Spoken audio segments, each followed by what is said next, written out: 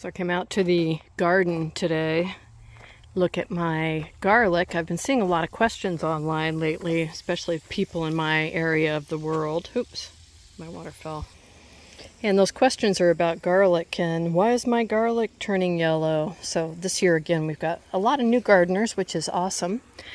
And the questions people ask also start thought processes in my little noggin that I haven't thought about for a while, and that is that things are changing, right? So we've been talking off and on over the last 5 or 8 years about how quickly things are changing. Like I used to plant my garlic and I would harvest it in the beginning of August. Then it began to be the end of July. Then it was mid-July. Last year it was early July.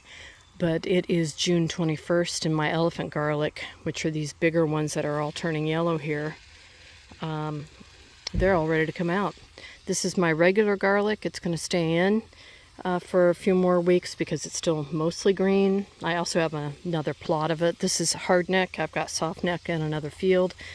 And here is my elephant garlic just surrounding this bed of onions, and then a little bit around there. And I'm just trying to soften up the soil a little bit so when I pull the garlics out that they just don't all snap.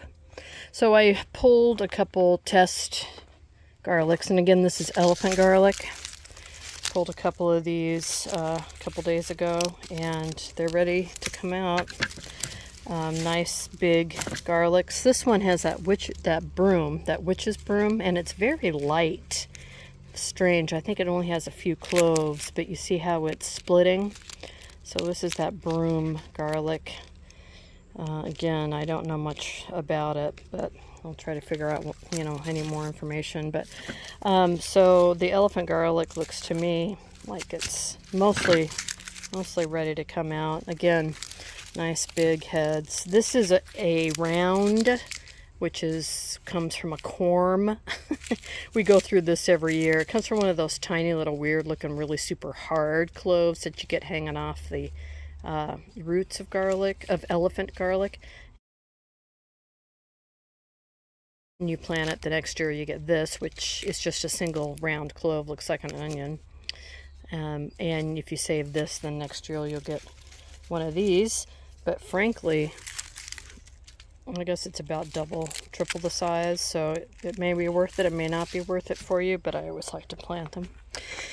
Anyway, so this is regular garlic here. See how regular hardneck, nice and mostly green it is, but this stuff definitely ready to come out. And some of these are already pushing over to the side, so I'm going to go ahead, get these all real wet, and come through and pull most of them out and do a little digging and get them out. And then we'll come back and see what we have. And here's our rain gutter. Should do a little update. Everything's going great in here so far. This has been a real fun project. I had something come and eat these two down. I think I had deer in my yard once because they went from the apple tree to the peach tree to over here, and then Sarah came out and ran away, and I could tell because it was eaten from the top down, and it was just these two, and these were all missed, and there was no slime or anything. Very funny. All right, so anyway, I'm going to get back to pulling some garlic, get out my tools of destruction, and get pulling. All right, so we got all those picked from around the onions and all picked from around the carrots. And I swear, when I planted this year, I said to myself, I'm just going to plant a couple hundred. Just a couple hundred, and I thought that's where they would be. And then these were just extras I had. But anyway, there's 148 in this barrel. That was just from the outsides. I probably have another 200 there.